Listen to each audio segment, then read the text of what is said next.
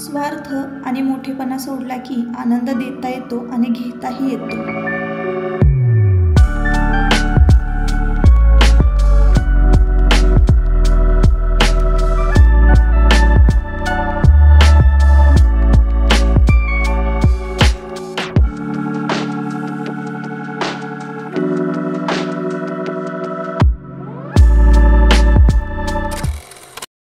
Hello, नमस्कार. मी सुप्रिया आणखी एका नवीन ब्लॉगमध्ये आपलं मनापासून स्वागत करते. तुम्हाला आजचा दिवस सुखाचा, आनंदी आणि आरोग्यदायी जावो. तुम्ही जी काही स्वप्न पाहिली असतील ती सगळी स्वप्न तुमची पूर्ण होत. त्याचबरोबर शुभ दुपार सर्वांना. दुपारची वेळ आहे 1:30 ते 3च्या आसपासचं हे टायमिंग असावं. तर झालं असं, तुमच्या दादांची तब्येत बरी नव्हती ना, म्हणून मग आम्ही हॉस्पिटलमध्ये आलो होतो इकडे सातारला. तर मग आम्ही तिथं हॉस्पिटलमध्ये नंबर लावला आणि त्यानंतर आम्हाला कळालं की 2 ते 3 तासानंतरच आमचा नंबर येणार आहे. तोवर आम्हाला हॉस्पिटलमध्ये तसंच बसावं लागणार होतं. तर मग आम्ही आता येताना वाईवरून गाडी करून आलो होतो आणि मग आता करायचं तरी काय 2 ते 3 तास बसून. तर मग आम्ही ना अचानक इकडे कासला यायचं ठरवलं. तर ही आमची अचानक ठरलेली ट्रिप आहे. त्यामुळे तुम्हाला ना या ट्रिपमध्ये मुलं वगैरे दिसणार नाहीत. मुलं स्कूलमध्ये गेलेले आहेत त्यांचं आवरून. आजी बाबा हे घरीच होते, कोणच नव्हतं, फक्त ननंदबाईंना घेऊन आम्ही इकडं कासला आलो होतो. स्वीट कॉर्न आहेत ना. हां,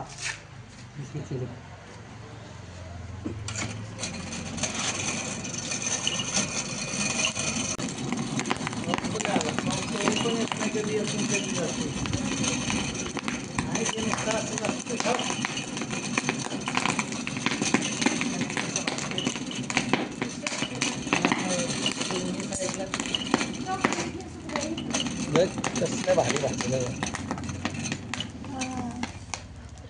लगेच भाजतं ते, गरम गरमच. नाही तर गॅसवरचं लगेच थंड होतं. मसाला ज्यादा लगावा. हवा इकडनं.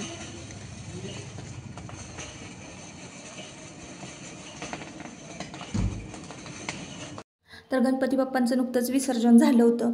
आणि कसं आहे ना, श्रावण महिना संपला ना की भाद्रपद महिना लागतो. आणि भाद्रपद महिन्यामध्ये ना इतका छान बहर आलेला असतो कासला. छान सगळीकडं फुलं फुलं कलरफुल असतात आणि वातावरणसुद्धा खूप छान असतं. रिमझिम पावसाच्या सरी होत्या, धुकं पण होतं. आणि अशा वातावरणामध्ये ना कणीस खाण्याची वेगळीच मजा आहे. तर कसं असतं ना, आपण ज्या वेळेला ट्रिपला येतो ना त्यावेळेला आपल्याबरोबर मुलं असतात आणि मुलांवरच आपल्याला लक्ष द्यावं लागतं. त्यांचं खाणं पिणं सगळ्या गोष्टी बघायच्या आणि मग शिवाय ते इकडं तिकडं सुद्धा पळतात, तर त्यांच्याच पाठीमागं पळत राहायचं असं असतं. पण ही ट्रिप आहे ना खूप मस्त होती. आता मुलं मोठी झालेली आहेत तशी समंजस, पण तरीसुद्धा त्यांच्याकडे लक्ष द्यावं लागतं बाहेर गेल्यानंतर. आणि जर खरी एन्जॉय करायची असेल ना ट्रिप, तर मुलांना शाळेत सोडायचं आणि मग अशी 1 डे किंवा 1-2-3 तासाची ट्रिप जी आहे ना, तर ती तुम्ही पर्सनली एन्जॉय करा. कारण मी तर तुम्हाला श्रावण महिन्यापासून तेच सांगत आलेली आहे. मुलांना स्कूलमध्ये सोडायचं आणि मग आपल्या नवऱ्याला घेऊन सरळ बाहेर पडायचं आणि 1-2 तासाची जी ट्रिप आहे ना ती आपण एन्जॉय करायची. मग तुमच्या घराजवळ कुठलंही असं छोटासा जर पॉईंट असेल फिरण्यासारखा, जरूर आवर्जून तुम्ही जा. कारण हे दिवस ना ताईंनो खरंच परत कधीच येत नाहीत. तर आम्हाला तर चान्स मिळाला. तर चला मग म्हटलं ह्या 2-3 तासाचा ना पुरेपूर आम्ही फायदा घेतला, पुरेपूर सार्थक केलं. खूप छान छान मज्जा केली, एन्जॉय केली. खरं तर आहे ना मला हा व्हिडिओ म्हणजे इथं व्हिडिओ शूट करायचाच नव्हता, पण थोडंफार जे काही शूट केलेलं होतं तर चला म्हटलं तुमच्याबरोबर शेअर करूया. कसं आहे ना, असे व्हिडिओ जर शेअर केले तर तुम्हाला पण मोटिवेशन मिळतं. किंवा जे वर्षानुवर्ष कुठंच जात नाहीत फिरायला, ज्या लेडीज आहे घरामध्येच बसून असतात, वर्षानुवर्ष तीच कामं करतात, त्यांना कुठंच फिरायला जायला मिळत नाही, तर त्यांनी आवर्जून अशी छोटीशी ट्रिप काढावी. ज्यांची बाळ लहान आहेत किंवा ज्यांची मुलं स्कूलमध्ये जातात तर त्यांच्यासाठी ना ही अशी ट्रिप तुम्ही नक्की अरेंज करा. तर इकडं आम्ही आता येत होतो ना तर पावसाला सुरुवात झाली होती. जसं की आता आज ना अचानक ठरवून आम्ही आलो नाही, पण इथं सगळं बंद होतं. म्हणजे फुलं वगैरे दिसत होती, सगळं होतं, पॉईंट सगळे ओपन होते, फिरलो वगैरे. आणि मग त्यानंतर आम्ही ठरवलं की तिथंच जवळ एक छोटासा पॉईंट आहे हेरिटेजवाडी म्हणून, तर तिथं आम्ही जायचं ठरवलेलं आहे बघा. आणि तिथं भरपूर म्हणजे सेल्फी पॉईंट आहेत. हे हेरिटेजवाडी ना फिरण्यासारखे आहे, म्हणजे खूप छान असा परिसर त्यांनी अरेंज केलेला आहे. तर एकाची 30 रुपये तिकीट घेतली, पण खूपच छान आहे. आतमध्ये रूम्स वगैरे अवेलेबल आहेत, खायला प्यायला मिळतं तिथं, तुम्ही स्टे करू शकता. तर असं आहे. तर तुमच्या दादांना तर फोटोची इतकी आवड आहे ना, आणि त्यांना पण माझ्यासारखंच फिरायला आवडतं. तर फोटो पॉईंट वगैरे कुठं दिसला ना लगेच उभं राहतात फोटो काढायला. त्यांना पण खूप आवड आहे फोटो काढायची. तर असं आहे. तिथं बघा असे भरपूर सेल्फी पॉईंट आहेत आणि ते हेरिटेजवाडीच ना खूप फिरण्यासारखे आहे, ग्रुपमध्ये पार्टी करण्यासारखी आहे. तर तुम्ही जर कधी सातारला आला ना आवश्यक कासला आणि हेरिटेजवाडीला भेट द्याच. तर छान छान फुलं उमललेली होती ना, तीच मी डोक्यात घातली होती. आणि आमचं काही म्हणजे ठरलंच नव्हतं ना इकडे यायचं. तर आम्ही मग ड्रेस पण तसं काही म्हणजे ठरवून आलो नव्हतो. नाही तर मी मस्तपैकी साडी वगैरे घालून आली असते ना, तर एकदम मस्त फोटो, म्हणजे अशा ठिकाणी खरंच साडीच घालून यावी तर खूप छान फोटो येतात. निसर्गाच्या ठिकाणी की नाही असं रेड कलर, येलो कलर असे कलर चॉईस करायचे. कसं आहे, माझा ड्रेसचा कलर आणि सगळीकडचा असा हिरवा हिरवा कलर एकच झाला. पण असो, आपण काही ठरवून आलो नव्हतो आम्ही, आणि अचानकच आमची ही ट्रिप जी आहे तर ती ठरलेली आहे. तरी आम्ही विचार करत होतो कुठल्या तरी दुकानामध्ये साडी घेऊया आपण दोघी पण आणि घालूयात. पण परत असं वाटलं की 1-2 तासासाठी कशाला आपण 2-2.5 हजार रुपये खर्च करा, असं झालं. मग काही छोट्या छोट्या रील्स शूट केल्या. आता हे असं एक काहीतरी असं गोल गोल फिरून असं हे करायचं होतं, ते रीलसाठी मी शूट केलेलं होतं. तर असं थोडेफार पॉईंट बघितले आणि असं मस्त एन्जॉय केलं. आमच्या ड्रायव्हर काकांनाही व्हिडिओ हा शूट करायला सांगितला होता. तर अशा पद्धतीनं मस्तपैकी छान आमची 1-2 तासांची जी ट्रिप आहे ती आम्ही एन्जॉय केली.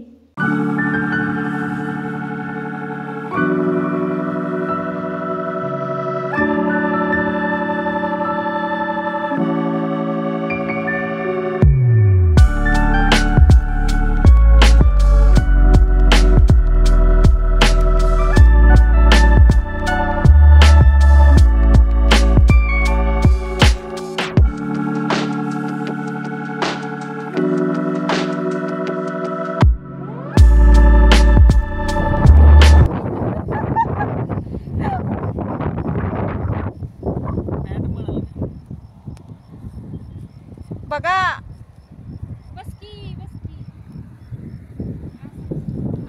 पॅन्ट मळल म्हणून म्हणते ते, पॅन्ट मळल गावता बसा मग. बघा तुमच्या दादांना किती आवड आहे फोटो काढायची. बघा काय धरलंय. हेरिटेजवाडी सोडल्यानंतर की नाही थोडंसं पुढं आलो तर सगळीकडे असं छान पिवळी फुलं जी आहे ना, म्हणजे छोटी छोटी अशा कळ्या आल्या होत्या, उमलली नव्हती. उमलल्यावर तर खूप छान दिसतील ना. तर मग तिथं आम्ही थोडेसे फोटोशूट वगैरे केला, एकमेकांचे फोटो काढले आणि मग त्यानंतर निघालो आम्ही इकडं. थोडंसं रीलसाठी काहीतरी शूट केलं. मला पण लगेच त्या मुवमेंटला आठवत नाही की नक्की कसं शूट करावं, काय करावं. पण थोडं थोडं जे मी माझ्या फ्रेंड्सबरोबर करत असते रील्ससाठी, तर त्याच 1-2 मुवमेंट म्हणूया तर ते शूट केल्या आणि मग निघालो लगेच आम्ही सातारला यायला. आत्तापर्यंत मग संध्याकाळचे 4च्या आसपासचं हे टायमिंग झालं होतं आणि मग म्हटलं चला लवकर हॉस्पिटलमध्ये पोचूयात, नाही तर मग नंबर यायचा आणि नंबरही जायचा आणि बसावं लागायचं मग उशीरपर्यंत. तर मग आम्ही इकडे सातारला यायला निघालो खाली. आणि आल्यानंतर ना खूप जास्त भूक लागली होती, कारण आम्ही हेरिटेजवाडीला बघितलं तर तिथं जेवण होतं आणि आम्ही तर सकाळी जेवणच आलो होतो. तर सकाळी ना मी जेवण केलं होतं आणि सगळे जेवण पण घरचं स्वयंपाक हे ते सगळं झालं होतं आणि आवरूनच मग सातारला निघालो होतो. आणि मग त्यानंतर इथं आम्ही आलो राजवाड्याजवळ आलेलो आहोत आणि तिथं खाऊ गल्ली आहे. तर खाऊ गल्लीमध्ये मग हे असं खायला मिळतं, पावभाजी वगैरे असं स्नॅक्स. तर मग तिथं पाणीपुरी पहिल्यांदा खाल्ली. तर पाणीपुरी मला तरी सगळंच बेस्ट वाटतं बघा, पण ताईंना नाही आवडली वाटतं.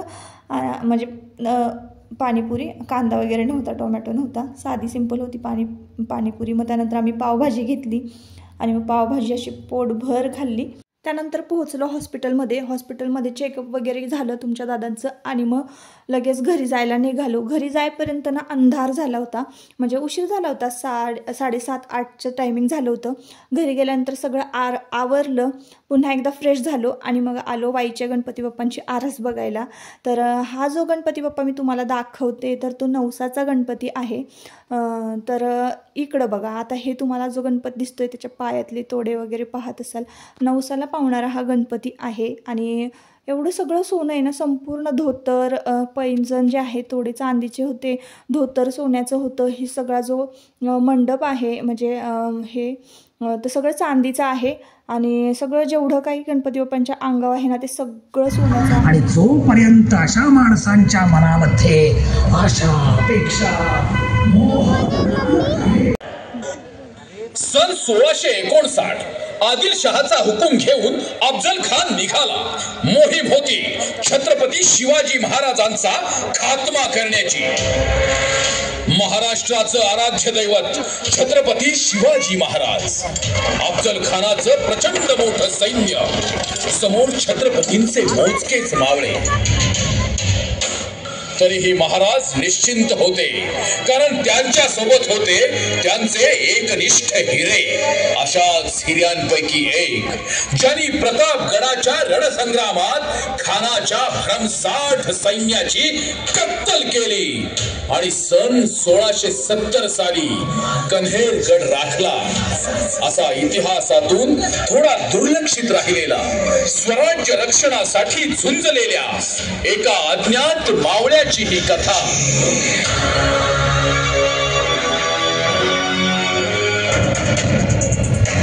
येन देन व्यवहारे चोख निपजावे, जन्माने मुकुलो जास ते कमणी साधावे. विकट समय येता कर्तव्य निष्ठेशी ठाम रहावे, इहलोकीचा राम राम घेता रायरीचे मातीशी एक रूप व्हावे. रायरीचे मातीशी एक रूप व्हावे.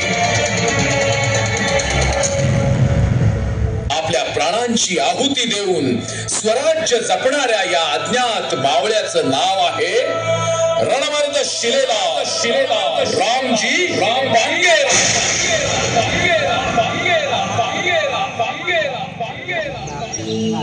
चांगला इतिहास आहे, कुणाला माहित नाही. काहीच नाही. रामजी बांगारे किती मस्त इतिहास. आपल्या वाईमध्ये ना इतके भारी देखावे, खरंच पैसे देऊनही कुठं बघायला न मिळणार माहिती का. एवढे छान शो त्यांनी कॉन्सेप्ट म्हणा. माझ्या स्वप्नात की नाही होतील बाबा, नको बघायला. नाही बघायची कुठाचे नको बघायला. नाही का, लोक पुणे मुंबईला ना तिकीट काढून जातात शो बघायला, पण आपल्याकडे कसं बघा की इतकं छान एवढा नेटका इतिहास सांगतात आणि आपल्यासाठी किती उशीर उभं राहतात ते पण काहीच कुठल्याच ह्याची अपेक्षा न करता. हे जर तुम्हाला वाईचे देखावे बघायचे असतील ना तर घरगुती गणपती बाप्पांचं विसर्जन झालं ना त्यानंतरचे 5 दिवस राहतात ते दिवससुद्धा आपल्याला देखावे बघायला पुरत नाही, कारण प्रत्येक मंडळाचा जो गणपती आहे देखावे आहेत तर त्यांनी तितकाच जीव ओतून सादर केलेले असतात. अगदी 400 वर्षाचा इतिहास जो आहे तर तो सुद्धा अगदी जसाच्या तसा सादर केलेला असतो.